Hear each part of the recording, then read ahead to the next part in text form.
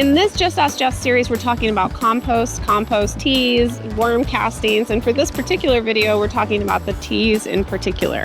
I get a lot of questions around, I make teas, they don't really seem to work, or I want to get the biggest bang for my buck. Should I be pre-germinating Bbas in my tea and then applying it to the garden?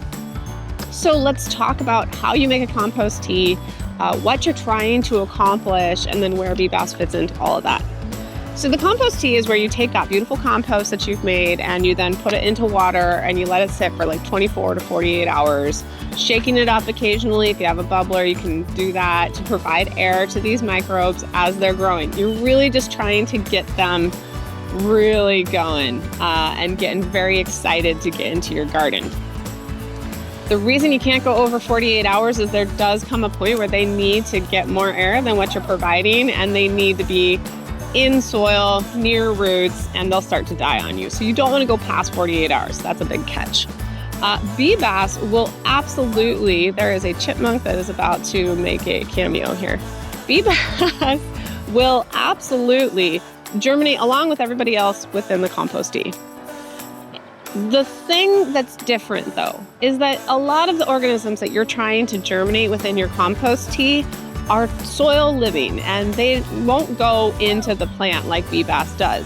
So they actually are very good at maneuvering and moving throughout the soil. Bbas is not. Bbas really does not move very effectively, and so our suggestion is once your compost tea is complete, that 24 hours has passed, go ahead and then add your Bbas right before you apply it to your garden. So basically, it will then germinate right next to the plant and have every opportunity to get into the plant versus trying to, in a germinated state, maneuver the intricacies of the soil and really potentially die.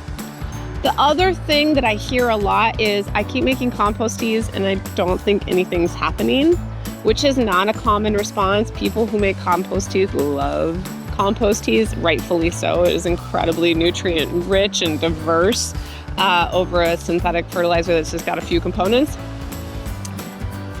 If you are using municipal water, if you're in the city and you're on city water, there is a high likelihood that they are chlorinating your water. This is just, part of the process. And there is a step when you're making compost tea where when you fill your jug, you let it sit overnight just with the lid off.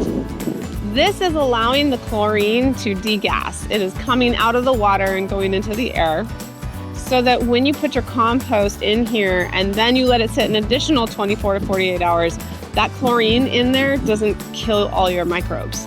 The other question that I get a lot, and this is from city folks as well as folks, cultivators on the outskirts of city, if you're still on municipal water, but you notice that in some seasons your compost tea does great and you didn't have to degas, and in other seasons nothing seems to be happening, the amount of chlorine that is put into municipal water changes seasonally. And so it might very well be that at some parts of the season you don't need to degas, and at other parts they're putting in more because they anticipate more growth that they need to control. So you do need to degas, and that's why you'll see maybe some inconsistency in your tea throughout the year. I sure hope this helps. We're getting a lot of great questions. These are the same rules if you're making a comfrey tea. Thank you, Ken. Please keep those questions coming, and in the meantime, as always, happy growing.